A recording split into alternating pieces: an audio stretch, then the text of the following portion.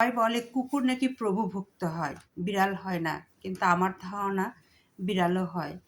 কারণ ওরা যে ওদের পালে তার প্রতি এতই ভক্ত থাকে, সে বাইরে গেলে গেটে অপেক্ষা করে আর বাসায় থাকলে তার পিছ পিছ ঘুরে।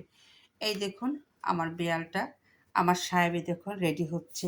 ও প্রতিদিন এইভাবে ওনাকে বিদায় দিবে।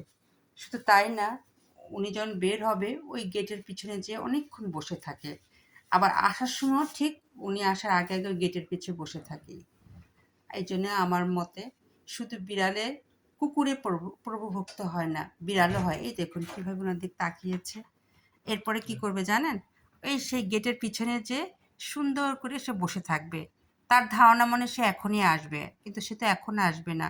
আবার যখন বাসায় আসে ঠিক তার পিছে যে ওই পিছনে যেয়ে বসে থাকবে। উনি আমার বিড়াল বুঝতে পারে তার মালিক পাশে আসতেছে। এই দেখুন এখন নেমে যাবে। দেখুন কিভাবে অপেক্ষা করছে, অথচ তখন আমাকে আর চিনে না। এই দেখুন, দেখেছেন? এর জন্য আমি বলি শুধু কুকুরে প্রভুভক্ত হয় না, বিড়ালও হয়, যদি ভালোবাসা দিয়ে আগলে রাখা যায়।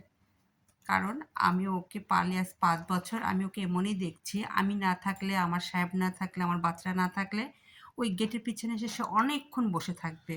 তারা আর আসার খবর শুনলে বা তারা আসতেছে তার আগের অবস্থানটা ওই আগে বুঝতে পারে। ও গেটের পিছনে যে এত অস্থির হয় যে যে আমরা বুঝে যাই যে আমার এই ৪ সদস্য কেউ না কেউ আসতেছে। চলে গেল টাইসন।